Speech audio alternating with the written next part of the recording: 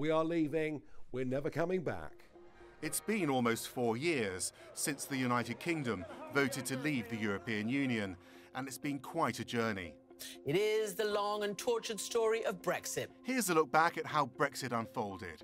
It all started in 2016, when a referendum asked the British people whether they wanted to stay in the EU or leave. For the first time ever, a nation has voted to leave the European Union. From there, it was a series of complicated twists and turns, elections and resignations, deadlines and extensions. Prime Minister David Cameron stepped down right after the referendum result. I do not think it would be right for me to try to be the captain that steers our country to its next destination. Former Home Secretary Theresa May took his place and vowed she would be the one to deliver Brexit.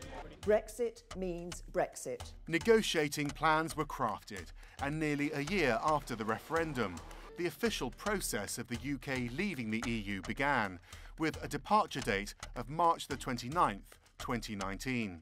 Seeking a stronger mandate to negotiate with the EU, May called a general election.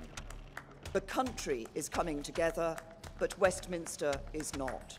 But her plan to get a stronger majority backfired. It didn't go in her favour. The Conservative Party, her party, losing its majority. During the Brexit negotiations, the two sides had a huge number of matters to settle, including citizens' rights, the Irish border, and the divorce bill. They have to pay. After more than a year of negotiations, the two sides reached a deal. Theresa May has just scored a big win in Brussels, but her biggest challenge will come on the home front. Mrs May has around 2 weeks to convince Parliament to back her deal. But May was handed the largest defeat in the history of the House of Commons when lawmakers voted the deal down.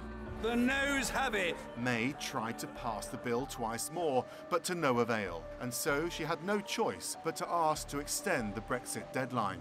A flexible extension of the Article 50 period until the 31st of October. After her failure to secure Britain's exit from the EU, May gave in to political pressure and announced she would step down. I will shortly leave the job that it has been the honour of my life to hold. Boris Johnson goes through the door of number 10. Johnson's mission was to deliver Brexit by October the 31st. There is scope to do a new deal. At the last minute, he managed to do just that. There is a new Brexit deal. But just like his predecessor, he failed to get British lawmakers on board. So Johnson was forced to ask the European Union for a further extension to the Brexit process. The October 31st deadline was pushed back. And for the third time in 4 years, Britain had a general election, after Johnson called for an early election, hoping that would give him the majority that he needed to pass the deal. 3.5 years on from the referendum, this is a nation as fatigued over the issue as it is divided. The Prime Minister campaigned on a single, simple slogan, "Get Brexit done," and Britain seemed to agree. With a new majority, Brexit got the green light in the UK Parliament, with a departure date of January the 31st. Now, as Johnson ushers Britain out of the EU, the next complex stage of the process begins, negotiating the future trade deal with the EU, which he said would be done by the end of 2020. The new clock is ticking. 11 months is extremely short. If a deal isn't reached, Britain risks crashing out of the European Union. And with that no-deal cliff edge still looming at the end of the year, the reality is that Brexit is just getting started.